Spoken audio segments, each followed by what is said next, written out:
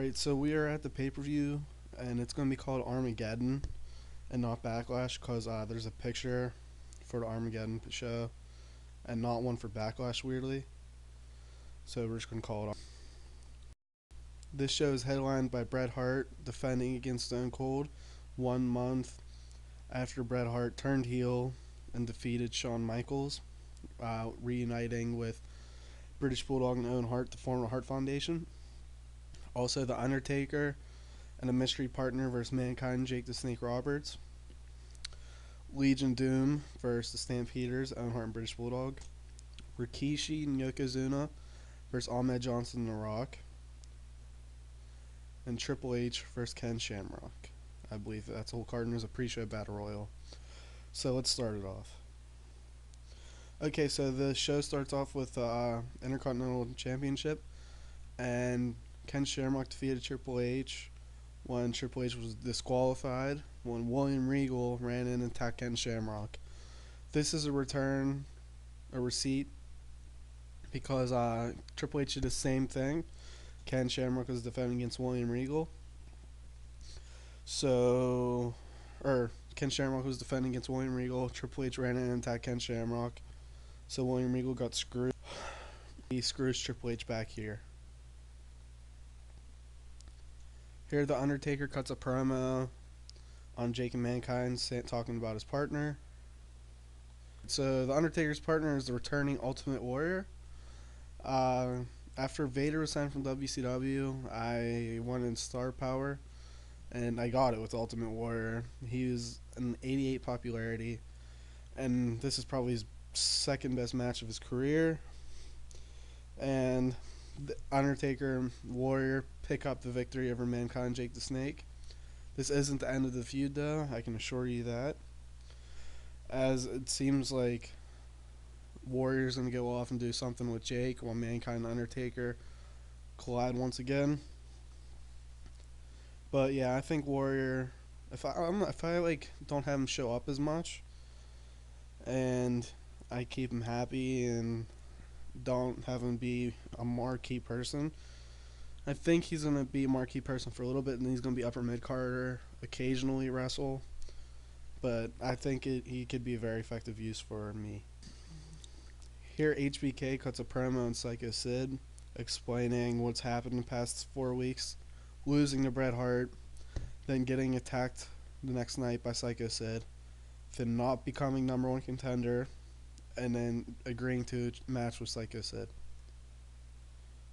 And then the match ends here with a double disqualification. These guys are just fighting out of ring. These two are just kicking each other's asses. Good way, because I don't think Psycho Sid deserves a victory over Shawn, and I want this feud to extend a little bit, so I didn't want Shawn just to beat him. So, different.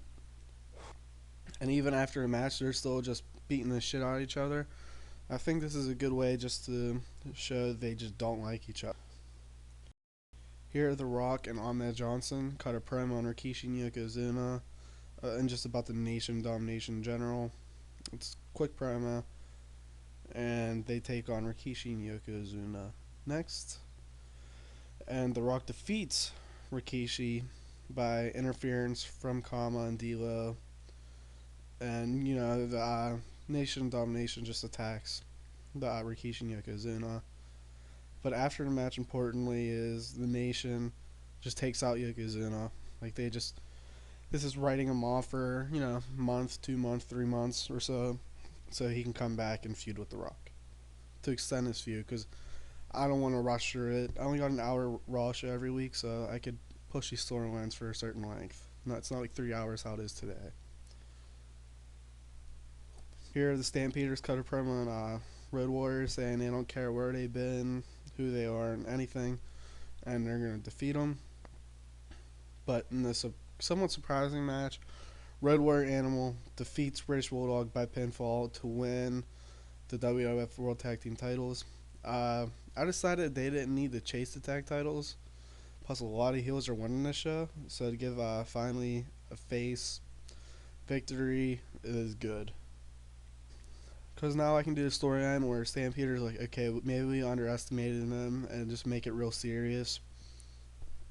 And plus Legion of Doom, they came back, they're hot, give them the tag titles. Not like when the Dudleys return. Maybe WWE pushed that off too late to give them the titles. Here's Stone Cold cuts the promo on Bret Hart, which leads to Bret cutting the promo on Stone Cold, which leads to a hype video.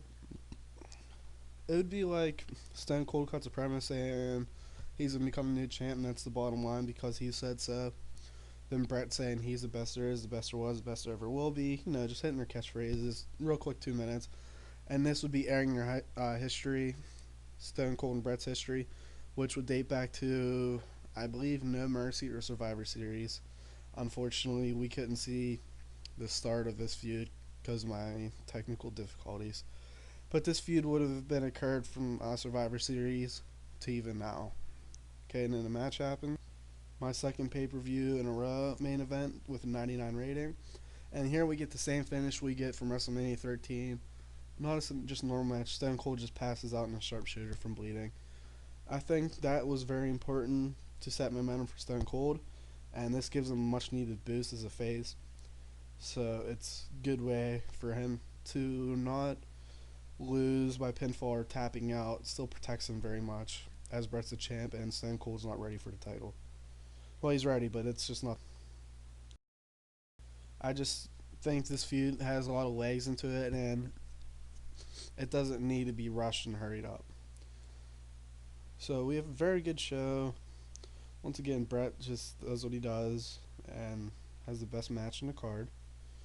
Stone Cold once again just performing very well, and I'm happy. I'm kind of curious how the Ultimate Warrior goes and how he is backstage. I'm kind of worried that he's gonna cause problems, but I don't know. I have to use him sparingly. Like, I think up to King Ring, I have stuff figured out for him, and after that, I'm not really sure. So, like, we have like 2 pay-per-views. I think so. So, that's it for this episode.